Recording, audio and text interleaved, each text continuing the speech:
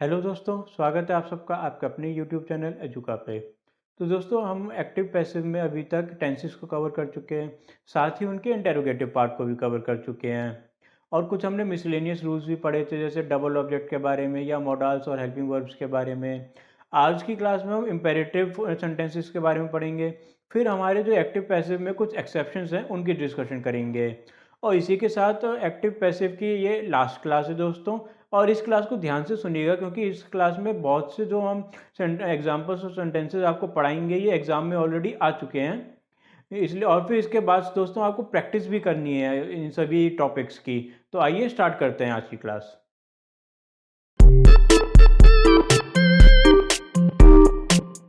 अब imperative sentences की बात कर रहे हैं तो सबसे पहले ये होते क्या हैं इम्पेरेटिव सेंटेंसेस। वे सेंटेंसेस जो हमें कुछ इशारा करें ऑर्डर की तरफ, यानी कि सेंटेंस में कोई ऑर्डर दिया गया है किसी तरह का या कोई कमांड दिया गया है। स्टैंड एट योर नीज एक कमांड हो गया, तो ये इम्पेरेटिव सेंटेंस हो गया। या कोई हमसे कोई एडवाइस दी जा रही है या सजेशन दिया जा रहा है, या फिर कोई रिक्वेस्ट ही की जा रही है, या फिर कोई प्रपोजल रखा जा रहा है, कोई बिजनेस प्रपोजल रखा जा रहा है या कोई लव रिलेटेड प्रपोजल रखा जा रहा है। तो ये सभी अगर कुछ ये सभी हमारी जो फीलिंग्स हैं, ये सभी ऑप्शंस अगर सेंटेंसेस डिनोट कर रहा है तो वो इम्पेरेटिव सेंटेंस कहलाएगा। तो इन चीज़ों का हमें ध्यान रखना है। और ये जो पर्टिकुलर 5 हमने आपको चीज़ें बताई, इनके बेस पे ही एक एक करके हम समझेंगे कि किस तरह से क्वेश्चंस आते हैं एग्जाम में। तो सबसे पहले हम डिस्कस करते हैं कोई और अब ऑर्डर और कमांड की, फिर उसके बाद हम डिस्कस करेंगे कोई रिक्वेस्ट की, सजेशन की, इस तरह से। बट सबसे पहले हम समझते हैं कि पहचानना कैसे है सेंटेंसेस को। ठीक है, हमने बोल दिया एडवाइस ऑर्डर रिक्वेस्ट वगैरह है, बट फिर भी पहचानने के क्या तरीके हैं। तो इसके लिए हमें दोस्तों ध्यान देना होगा सेंटेंस के स्टार्टिंग में। क्या ध्यान देना होगा कि या तो हमारा सेंटेंस का स्टार्टिंग V1 से होगी, वर्ब की फर्स्ट फॉर्म से होगी, या फिर हो सकता है डू डोंट से हो। ये हो गया हमारा सेकंड तरीका। और थर्ड तरीका हो सकता है प्लीज़ या फिर काइंडली से स्टार्ट हो रहे हो। ठीक, अच्छा चौथा तरीका क्या है, लेट्स या लेटस से स्टार्ट हो रहा हो। अच्छा, अब एक ऑब्वियस सी बात तो है ही कि भाई जब प्लीज या काइंडली है तो किसी तरह की रिक्वेस्ट की जा रही है। अब डू या डोंट है, डू नॉट डिस्टर्ब मी, जैसे आपने सुना ही होगा कॉमनली, तो इसमें ऑर्डर दिया जा रहा है मोस्टली, ऐसा हमने देखा है। अब इसी तरह ही दोस्तों जब वर्ब की फर्स्ट फॉर्म स्टार्टिंग में आती है तो मोस्टली ऑर्डर ही दिया जाता है, बट हो सकता है सजेशन भी दिया जाए, बट मोस्टली हम लिख देते हैं sir order.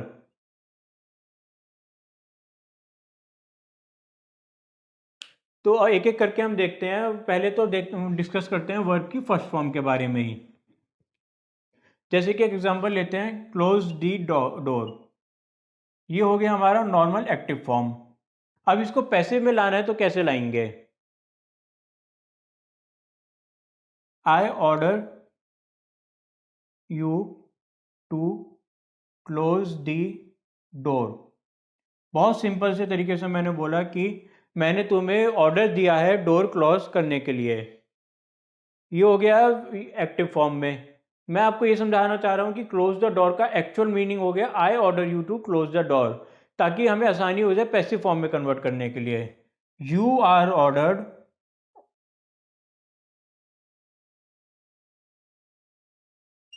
To close the door. तो अब आपको देखेंगे आपकी आसानी हो गई हमें समझने में। जब क्लोज द डोर था तो समझ में नहीं आ रहा था सब्जेक्ट क्या है ऑब्जेक्ट क्या है, बट जैसे ही मैंने इसको चेंज कर दिया ऑर्डर की फॉर्म में, I order you to close the door, तो एकदम से हमने सॉल्व कर दिया कि भाई ऑब्जेक्ट पहले आएगा, फिर आर ऑर्डर आ जाएगा, उसके बाद आई का जो है आई हमारा अनइम्पॉर्टेंट इधर सब्जेक्ट बन गया है। वैसे आई है नहीं अनइम्पॉर्टेंट, बट इधर हमारा बन गया you are order to close the door. अच्छा, ये इसे कहा जाता है सेंस सेंटेंस, क्योंकि हमने ये एक्स्ट्रा तीन चीज़ें लगा दी हमारी सेंस को ज़्यादा सुधारने के लिए। बट एग्ज़ाम में ये नहीं आता है, एग्ज़ाम में फॉर्मूला बेस्ड आएगा, यानी कि अब हम आपको समझाते हैं कैसे। लेट का यूज़ किया जाएगा, let the door be close, दरवाज़ा बंद कर दिया जाए, तुम दरवाज़ा बंद कर दो, दरवाज़ा बंद कर दिया जाए, ये इसे कहा जाता है फॉर्मूला बेस्ड।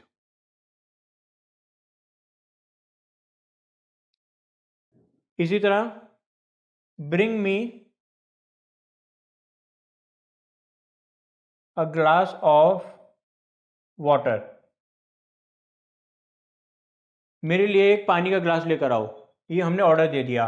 अब अगर हम वैसे सीखे देखें सेंस फॉर्म में, you are ordered to bring me a glass of water, you are ordered to, उसके बाद हमने रिपीट कर दिया एज इट इज। बट इधर क्या होगा,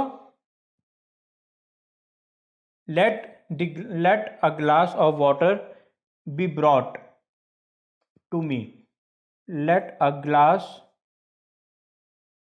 of water be brought to me, मेरे लिए एक गिलास पानी का गिलास लाओ, एक पानी का गिलास मेरे लिए लाया जाए। ऑर्डर दोनों में ही दे रहे हैं, बस कहने का तरीका अलग है। इधर हम सीख रहे हैं कि एक ही सेंटेंस के कितने तरीके, 4 तरीके हो गए। एक तो हो गया bring me a glass of water, I order you to bring me a glass of water, you are order to bring me a glass of water. तीसरा चौथा जो हमें एग्जाम में सबसे ज़्यादा आता है, let a glass of water be brought to me. ये एक्टिव फॉर्म का इस तरह से एक्टिव फॉर्म पैसिव फॉर्म में हमने कन्वर्ट कर दिया। अब हम सेकंड एग्जांपल समझते हैं डू और डोंट का। एक एग्जांपल हम इसका ले लेते हैं, do not disturb me.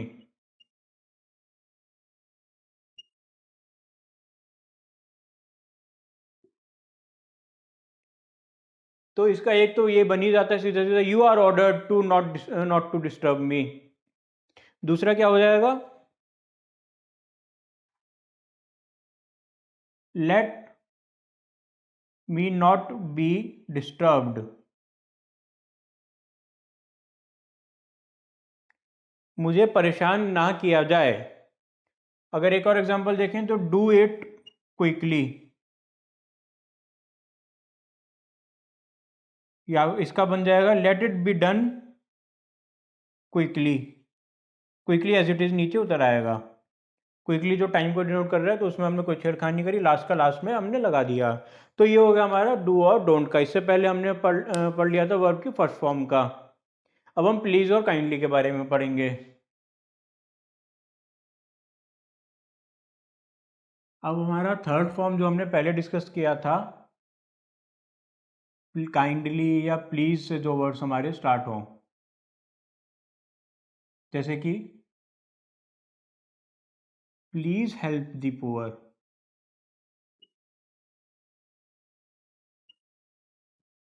Kind of request ही हो गई ये भी, या सजेशन कह लीजिए आपको, वैसे दोनों ही बातें हैं। अब सजेशन में ही अगर देखा जाए तो इसका कैसे कन्वर्ट हो जाएगा, the poor should be helped.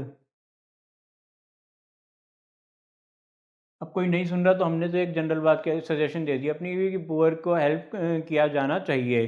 पहले हमने बोला प्लीज़ हेल्प दी पुअर, गरीबों की मदद करो प्लीज़। उसके बाद हमने कहा कि poor should be helped, poor की मदद करनी चाहिए। इसी तरह kindly read the novel, kindly read the novel. अब इसको कैसे कन्वर्ट करें, the novel should be red,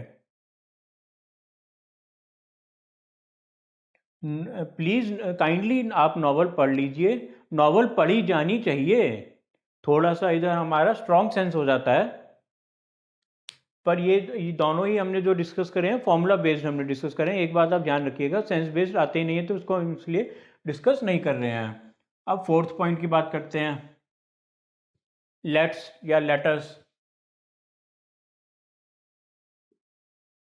suggestion,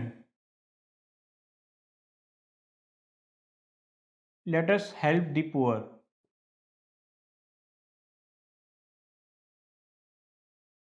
late the poor be helped. अगर हम इसकी सेंस फॉर्म की बात करते थे, you are suggested to help the poor, पर इधर हो गया let the poor be helped, let the novel be red.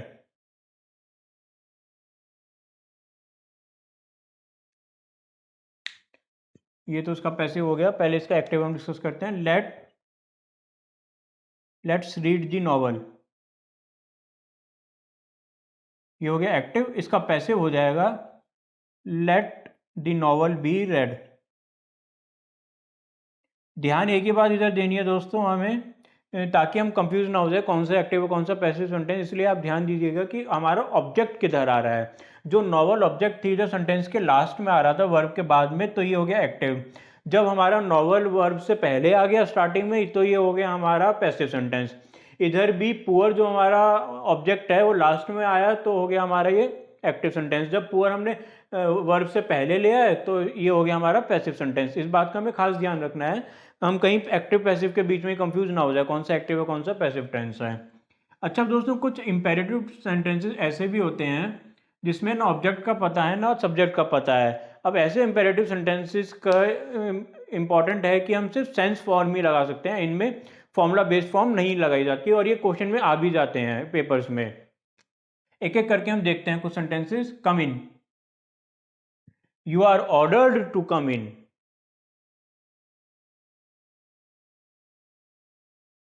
Sit down,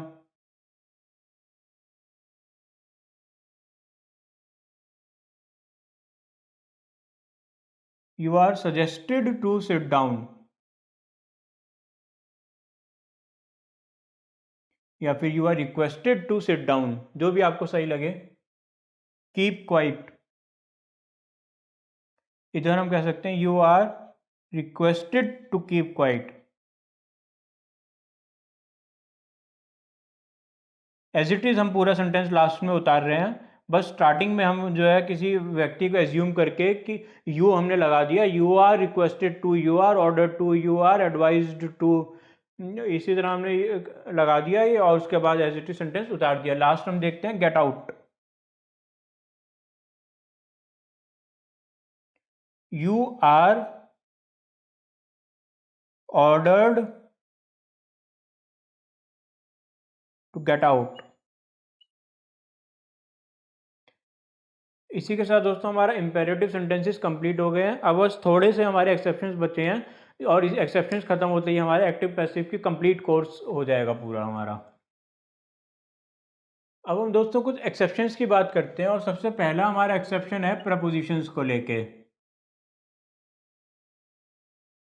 क्या होता है कि कई बार एक्टिव फॉर्म में प्रपोजिशन होता ही नहीं है और पैसिव फॉर्म में आ जाता है एक्सेप्शन। ये हमारा प्रपोजिशन चलो यहाँ तक भी ठीक है, बट वो प्रपोजिशन ना सिर्फ आता है बल्कि बाय को खा जाता है जी। अभी तक तो हम पढ़े जा रहे थे कि पैसिव फॉर्म जहाँ भी देखे बिना सोचे बाय लगा दो, और पर इधर हम पढ़ रहे हैं कि बाय आएगा ही नहीं, प्रपोजिशन आएगा उसकी जगह। जैसे कि द न्यूज़ सरप्राइजेज मी। अब इसका क्या बन जाएगा हमारा passive form, I am surprised at the news.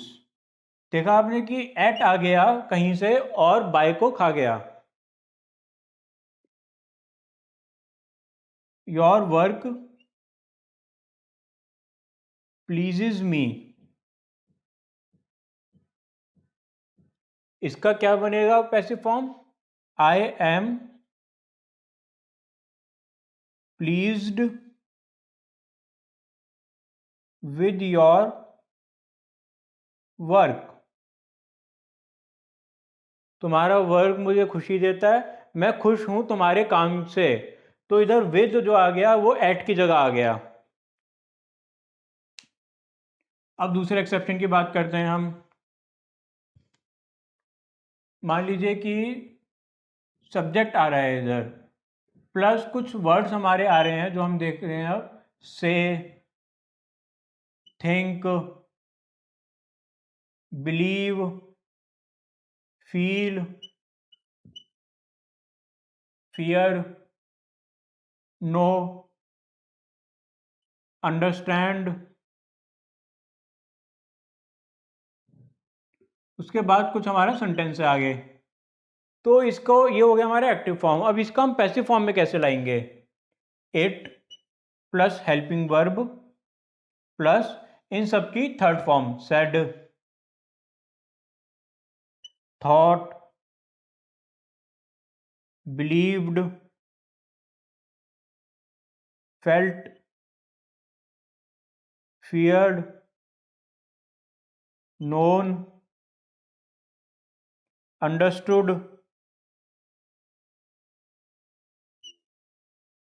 Plus that plus जो भी यहाँ सेंटेंस था वो एज इट इज रिपीट हो जाएगा। अच्छा, ये कब होगा, ये सिनेरियो कब है दोस्तों? ध्यान देना है कि कई बार हम कुछ बातें जनरल सेंस में ही कह देते हैं, जैसे कि people say that apple are good for health. लोग कहते हैं कि एप्पल जो है सेहत के लिए अच्छे हैं।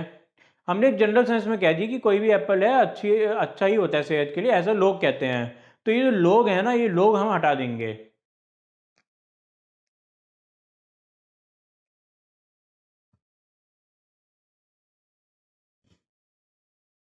People say that apples are good for health. It is said that apples are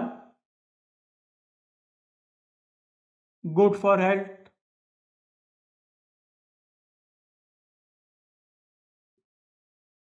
It is said that था और उसके बाद हमने ये सारा रिपीट कर दिया।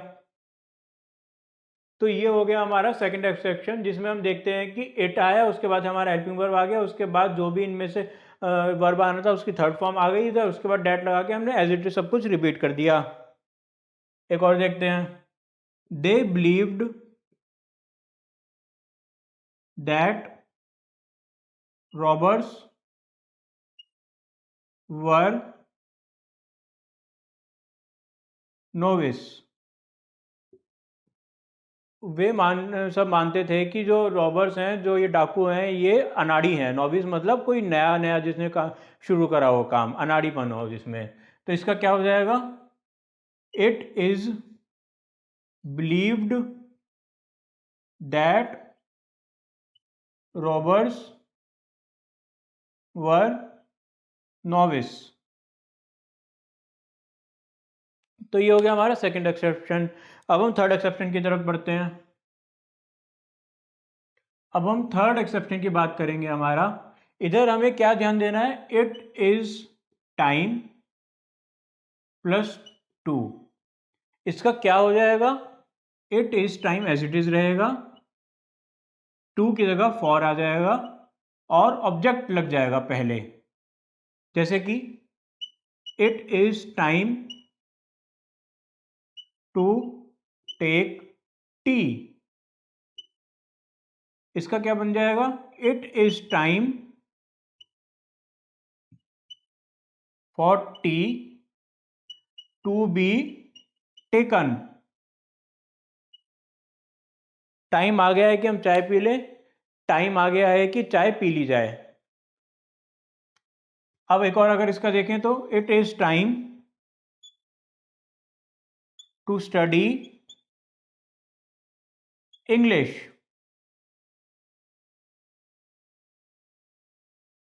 It is time for English to be studied.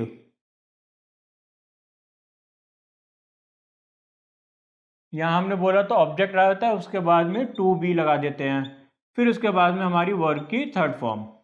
तो ये पूरा हमारा सिंटेक्स हो गया एक्टिव और पैसिव फॉर्म के। ये दो हमारे एग्जाम्पल हो गए, इसको आप बता लीजिए।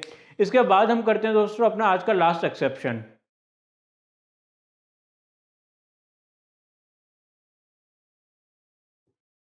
मेन वर्ब प्लस एडजेक्टिव अगर हो हमारा एक्टिव फॉर्म में, तो इसका पैसिव फॉर्म कैसे बनेगा? सबसे पहले तो हमारा लग जाएगा सब्जेक्ट, फिर उसके बाद हेल्पिंग वर्ब, उसके बाद में फिर हमारा एडजेक्टिव एज इट इज उधर आएगा, उसके बाद व्हेन। अब यहाँ से हमें दो बातें का ध्यान रखना है। एक तो हो सकता है कि सीधा ही हमारा लग जाए मेन वर्ब की थर्ड फॉर्म, या फिर इट इज फिर वर्ब की थर्ड फॉर्म। अब देखते हैं एक एग्जांपल से, तब आपको समझ में आएगा। The roses smells nice. Roses बहुत अच्छे स्मेल करते हैं। अब इसको अगर हम कन्वर्ट करने की कोशिश करें, द रोजेस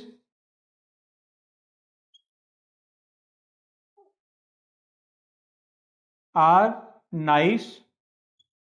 रोजेज इसलिए आर आ गया हेल्पिंग वर्ब, उसके बाद adjective nice as it is आ गया व्हेन। अब यहां से दो बनते हैं, स्मेल्ट या फिर when they are smelt. It is होता दोस्तों अगर यहाँ पे रोज की बात की हो गई होती, पर क्योंकि रोजेस बोल दिया तो दे आर आ गया इट इज का। एक और एग्जांपल देखते हैं। That shirt looked expensive. That shirt looked expensive. That shirt, अब इसका पैसिव फॉर्म कैसे बनेगा? That shirt when looked, sorry, that shirt is expensive